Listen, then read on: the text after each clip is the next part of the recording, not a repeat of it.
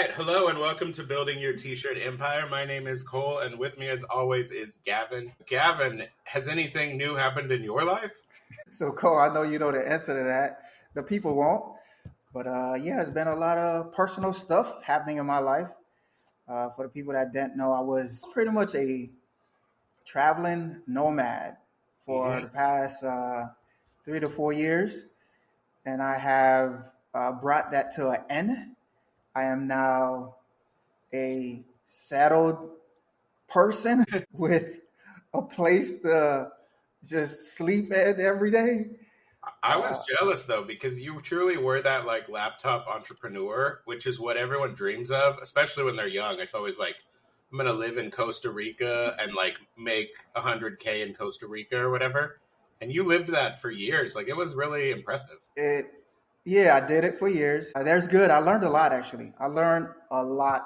And one of the things that I really pushed me to do that, I had read this book a while back.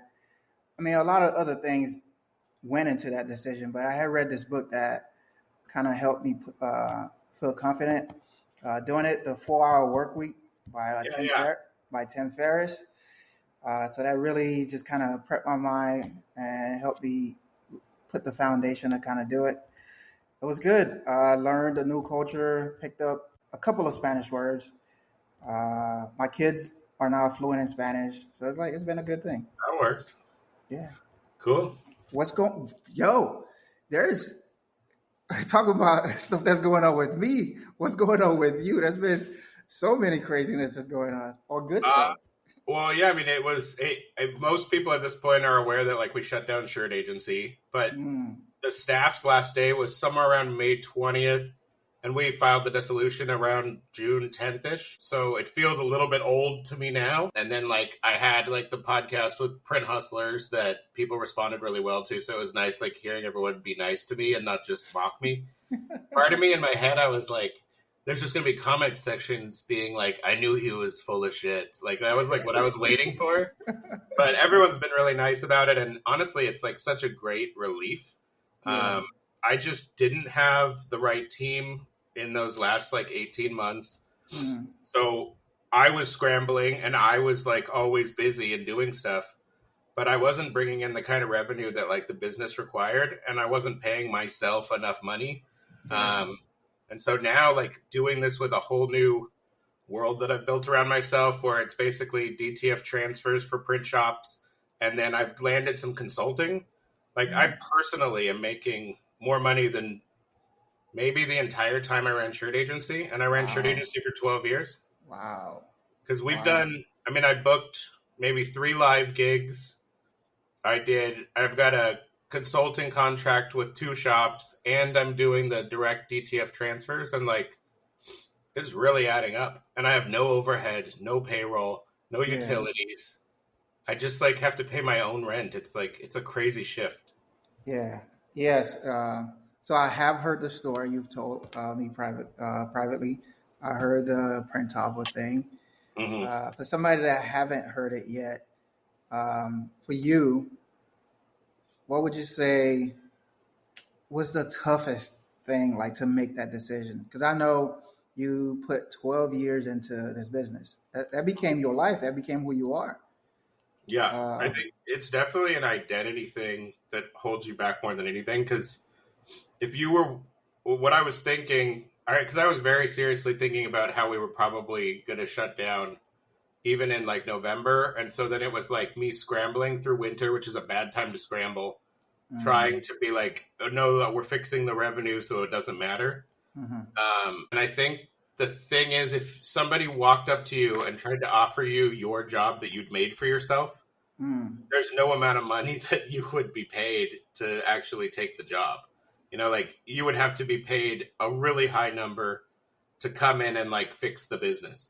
But instead, because you've created your own mess, yeah, you're just there like scrambling, getting paid essentially nothing, so that you can scramble and spin out because you don't have like investments, you don't have outside capital, yeah, and so you're just kind of working ridiculously hard for free. And so ultimately, it came down to like, how do I personally start making money instead of me being like attached to this corporation forever?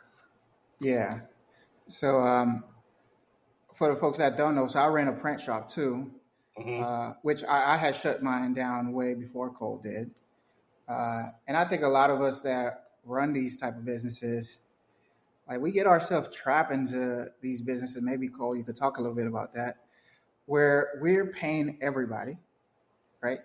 Everybody's getting their cut, their vendors, your employees, all the people that within your ecosystem.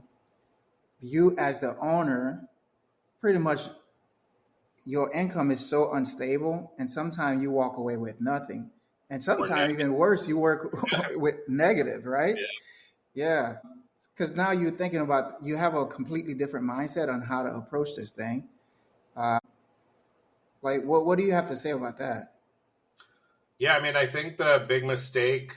So, like, we were set up under our tax guy's plan of like we had a set payroll of like $4,500 a month each for me and Joni, and then we were supposed to be doing like shareholder withdrawals quarterly because that was like advantageous tax wise. Mm, And there were definitely times that like we thought we were killing it and we like did have good shareholder withdrawals and it was like there were hot years.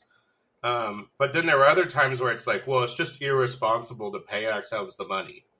And mm, so we were working against our own best interest to try to make the business healthier. yep. And then that got to a point when we had like more of a downturn where we were like, I guess we just don't pay ourselves shareholder withdrawals ever again. And then it's like you have two adults in their late 30s who are making maybe 50K. And I'm like, Mm, there's no way another company could ever pay me 50K. Like yeah.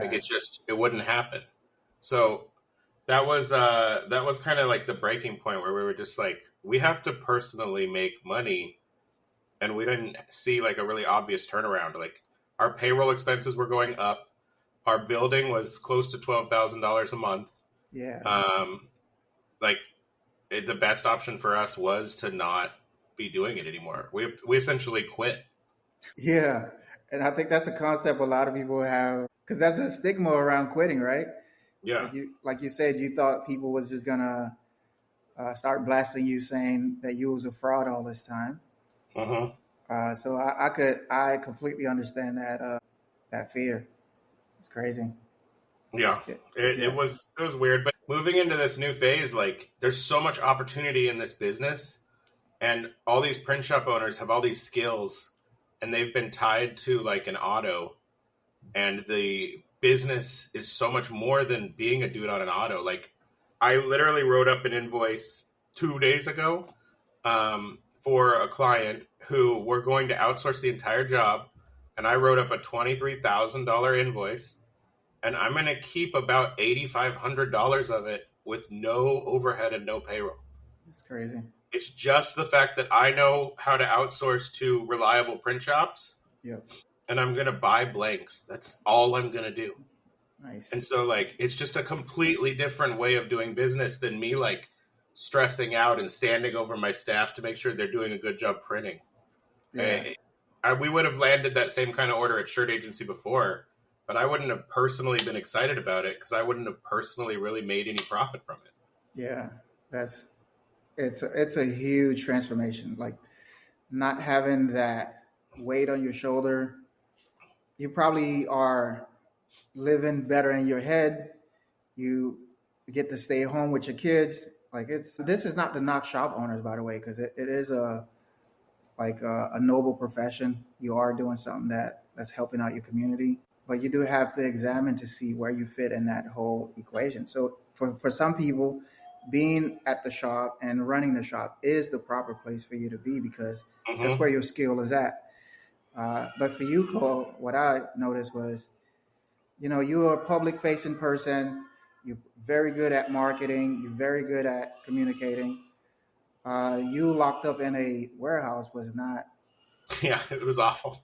It was not. Yeah, it was not like Yeah, you was like not honoring the gift that God gave you, if you believe in that. yeah, it felt like, I mean, I think what it really was is I needed a team because I could have been a kind of a sales marketing person exclusively inside a shirt agency. Mhm. But instead I was sales and marketing, floor manager, purchasing. Like I was head of sales while also being the sales rep. Like Yeah. that's why the idea of working with teams is so much more exciting now. And like I've been having some of these meetings with teams that are well funded, large, incredible facilities, like way more than I ever built. Yeah. And like either working with them in a consulting manner, which I'm doing with two people now, Yeah. or potentially even one day like working with them long term. Yeah. It's like, man, to be able to walk into a meeting with like 7 or 8 dudes that I think are all killing it is just so much more like relaxing. Yeah. Like it's not all on you. It's a team, and the team is like a really good team. And so it's like exciting to be on that side of the industry and not just be like this independent shop owner. Yeah.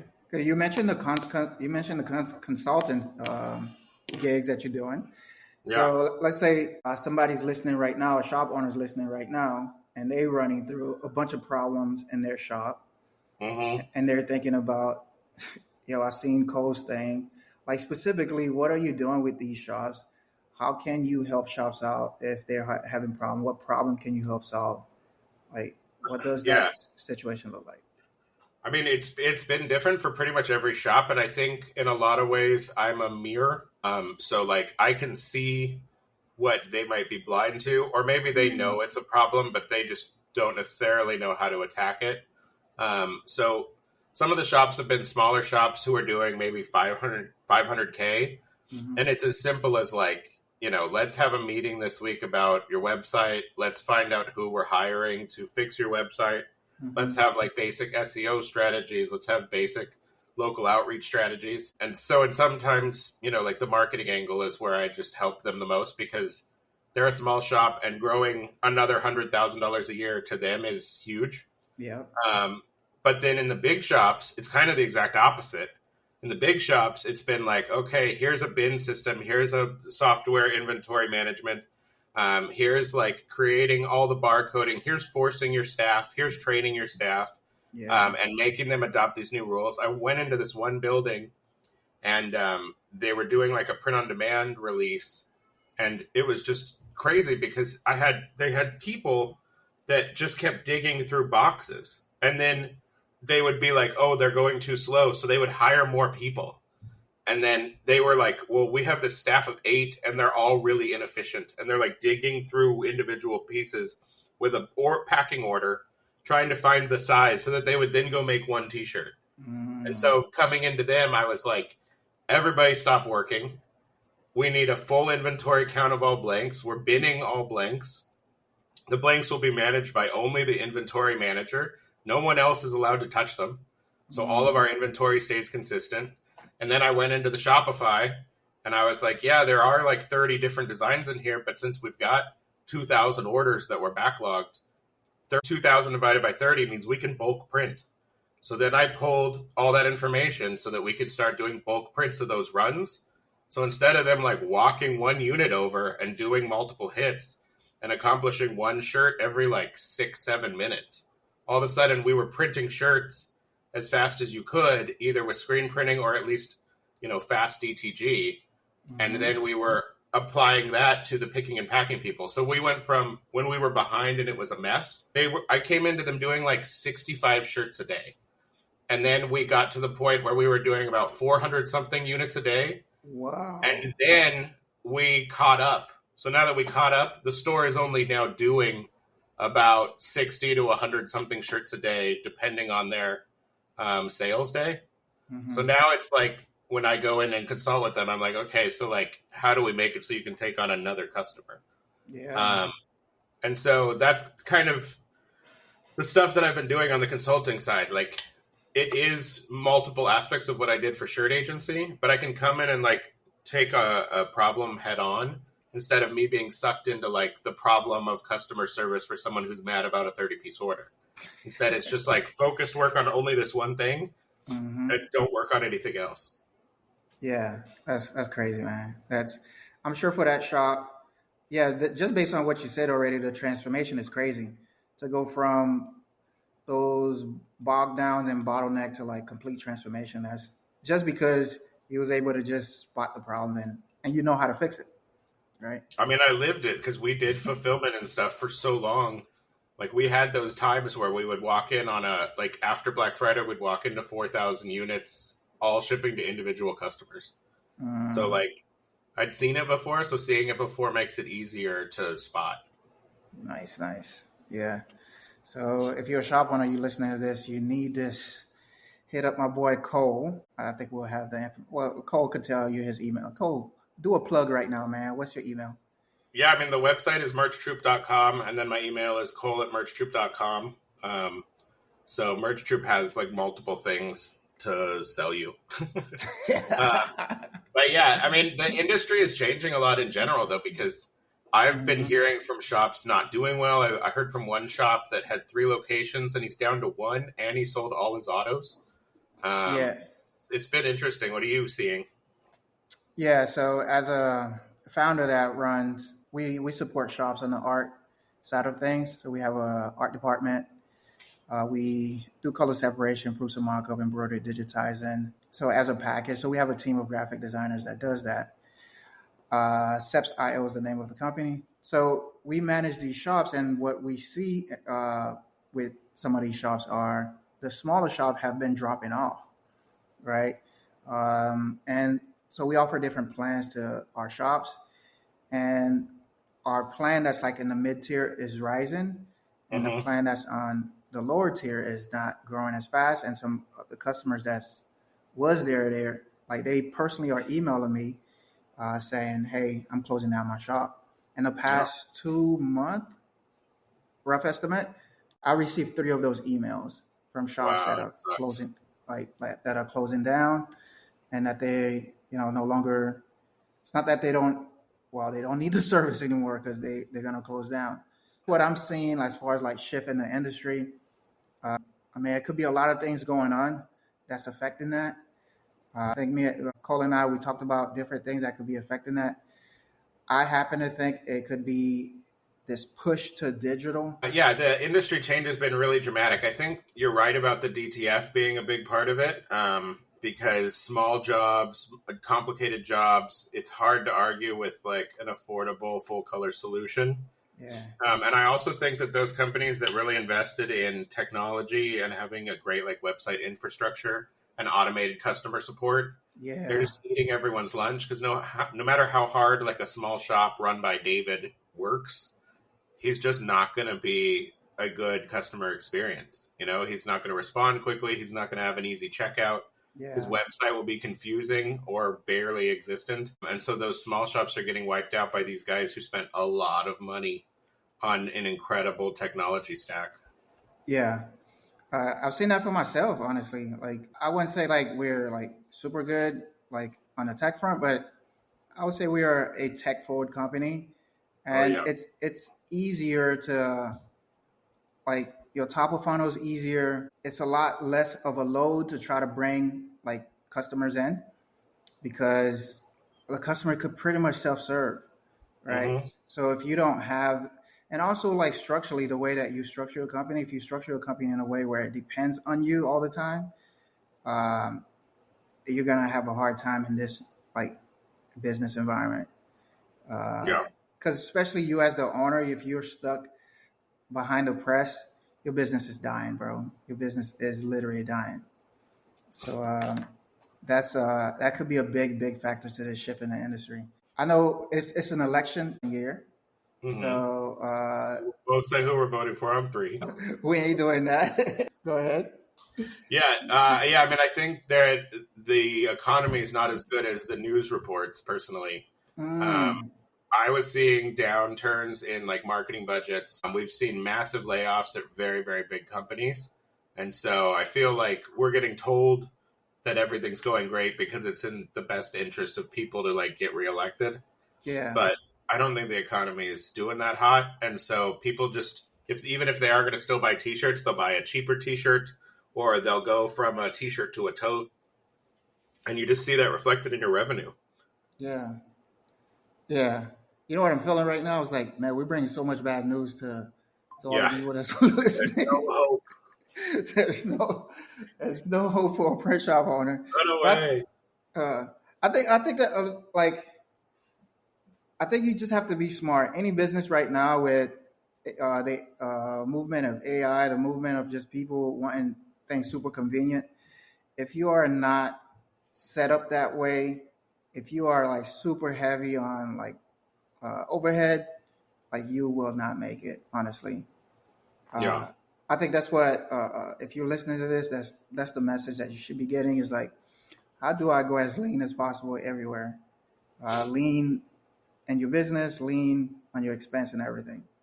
Well, and what I would say is if you want to increase revenue while staying lean, like what I would do in a print shop right now that is like a functioning shop is I would do a complete overhaul of my my business page and my website.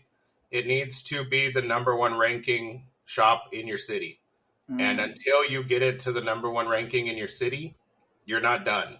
Like you have to keep working on it. I went from not necessarily always number one because I was in the same city as like family industries and stuff. But I was top three LA when we were LA. And then when I was in Huntington Beach, I was number one in Huntington Beach by maybe like 10 months in. mm, So like there's fairly simple strategies that can get you to number one. And they're literally just things you can do for free. You don't necessarily have to hire an expert, and very, very good shops that are doing millions of dollars aren't doing it. I've seen amazing shops and their SEO puts them as the number 7 shop in their neighborhood. And you're like, you guys are by far the biggest shop, but you never fixed this problem. So that's mm, actually a huge opportunity for small shops. Because a big shop who might be running a huge order, they don't care that they get some extra phone calls per day from people needing orders. But for a small shop, that could be an extra $15,000 in revenue every month. The other thing I would do is offer unique services. If you are in the DTF space or DTG space, we have there's a guy I'm consulting right now, and he has a lot of success with same day as an option. So he's charging people like $36, and he will print their shirts in 4 hours, but he's doing it with digital.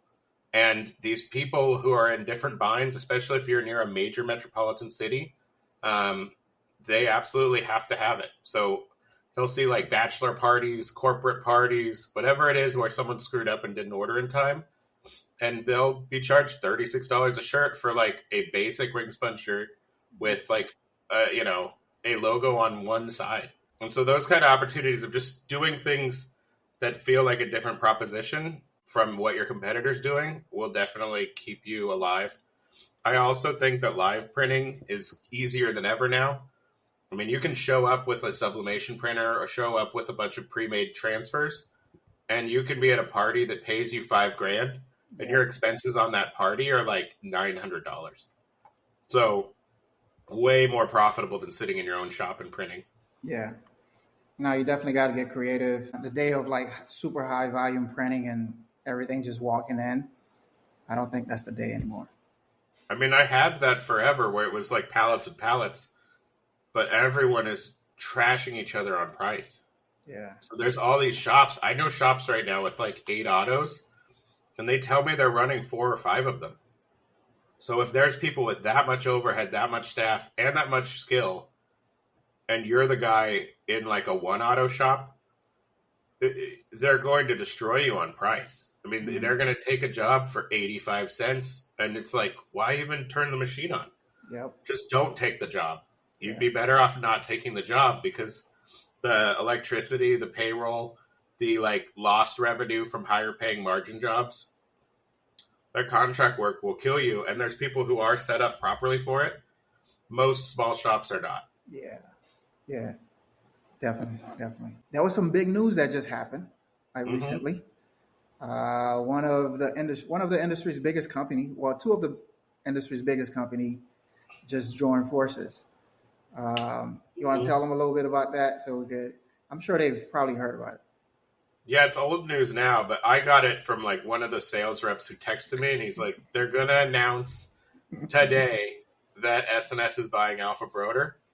And I was like, seriously? And so I threw it up on Instagram, and S&S actually beat S&S's announcement, which was That's pretty cool. crazy. So you had a I said, source. You had a source, huh?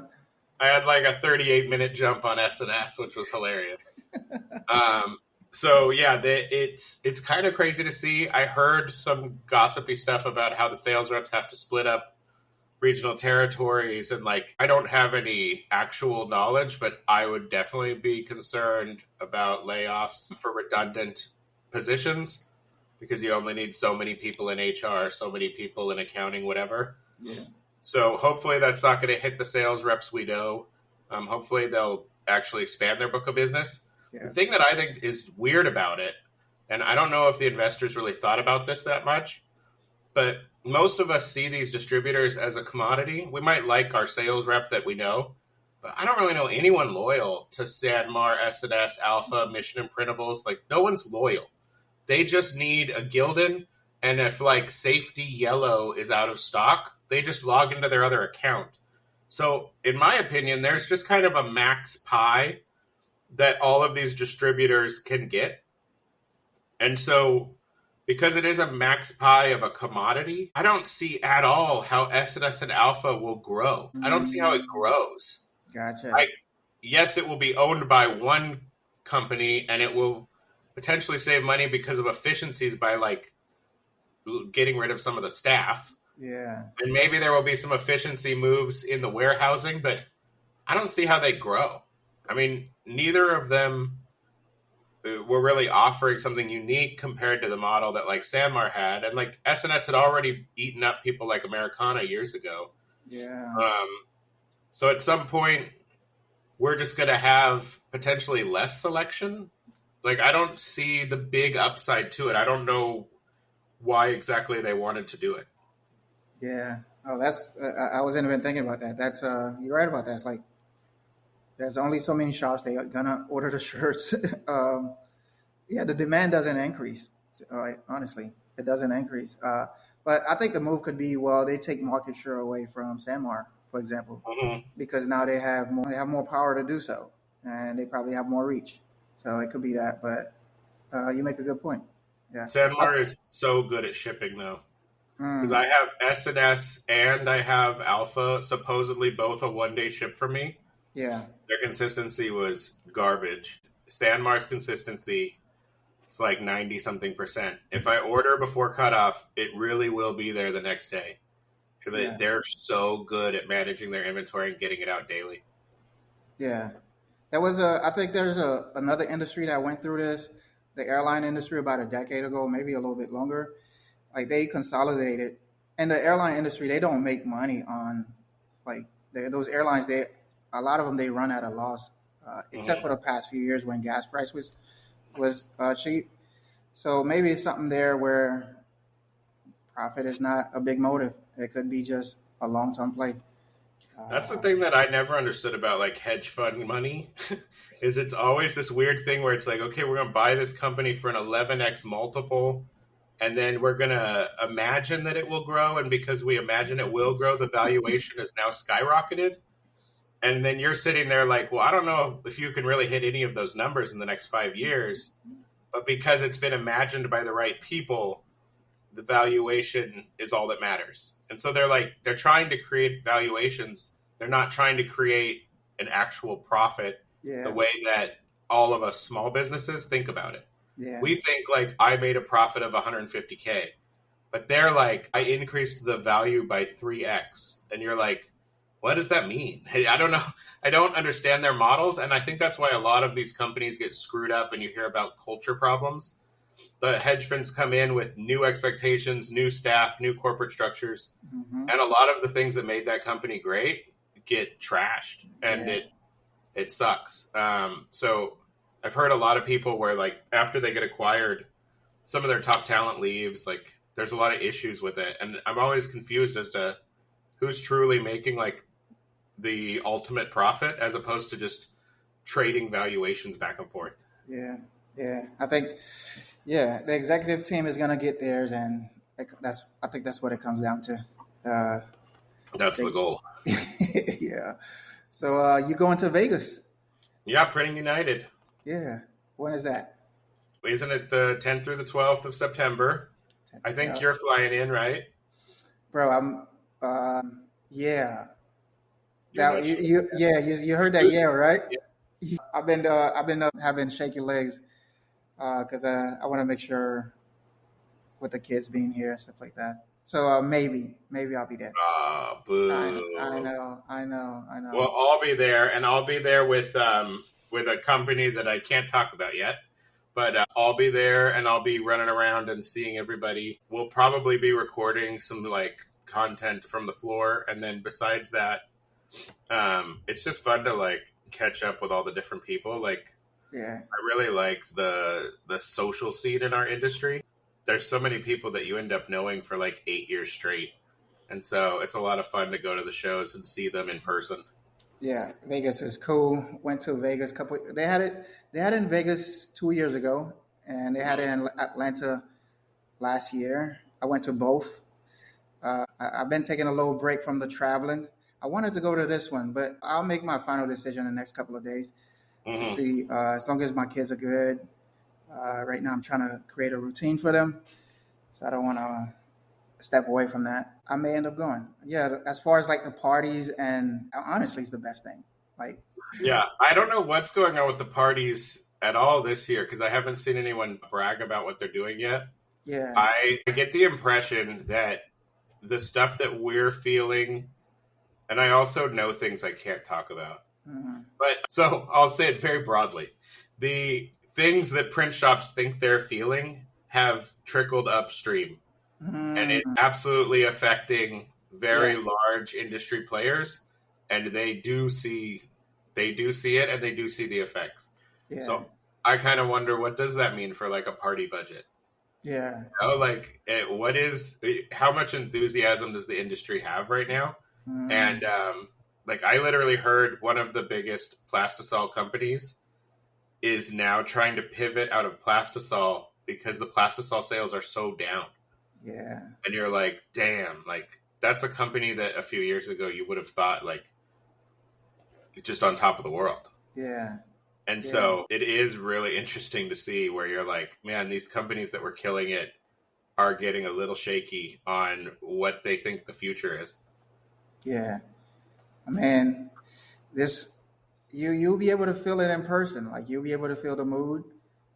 Maybe they'll be able to fake it real good. Who knows? They're Um, pivoting really hard. yeah, I think. I mean, that's DTF is like, it's crazy to go to the shows this year because the pivot to DTF is like severe. You mm, see these companies offering DTF and you're like, since when? Like yeah, some of them made the move in the last year and a half year. Everybody went the DTF route. yeah, DTG, which I thought was going to be dominant, still just sucks. Pre-treating yeah, sucks. yeah, The machines, even if you get a $500,000 one, it just isn't what you want it to be. And DTF is just so stupid easy. I mean, Fanatics is using it for the NFL. So, like, if it's good enough for the NFL, if it's good enough for Nike, it's hmm, really hard to argue with. yeah. Gotcha. Yeah. All right. So we gave other people all this bad news. Now we gotta go deep inside to try to find something positive to leave the people with.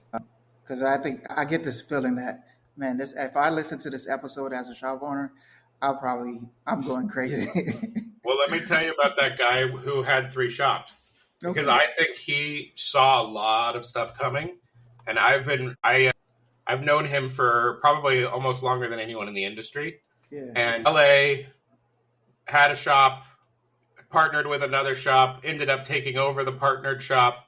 Then those 2 shops decided they wanted a whole nother third shop, and they were doing it all because of different neighborhoods in LA. And so they were actually different branding while being all under one controller. So like at the time, really successful. Like they would like print for Fast and the Furious. Like they were everything you would think you would want to be in LA. Hmm. But he started pivoting even coming out of COVID. And he was like worried about overhead, worried about personally profiting. And he managed to downsize himself into a place where he has only one of those buildings left. He actually kept only the smallest one. And then he sold every auto. He sold the dark rooms. He sold all of it. And he put a whole bunch of nice Hotronics heat presses on there, like the Auto Fusion. Hmm. And if it's a simple job with high volume, he outsources it. If it's a like job under about 100 pieces, he DTFs it in house. He started doing promo, so his existing clients increased their revenue with him because all the promo products that he said no to, he now does. Mm-hmm. And this guy told me that he was clearing $250,000 for himself. And he said when he had 3 buildings and all the staff and everything was amazing, he never would have made that. So like the opportunity to get lean and change your business model is never been easier. Managing these jobs with a combination of like DTF, outsourcing, and potentially using like promo companies is just, it's just easy. And you can go ahead, if you have the auto, like go ahead and take the volume work and have the auto run. But you can make so much more money on the like sales side that I think that what he did was great. He did see the problems. Mm-hmm. And he's way better off because of it. Nice. Cool. I think that's all we got for today. We'll see you guys on the next one. Talk to you later. Yeah, bye, guys. Go to merchtroop.com and ask me for a sample pack. All right, see ya. Peace.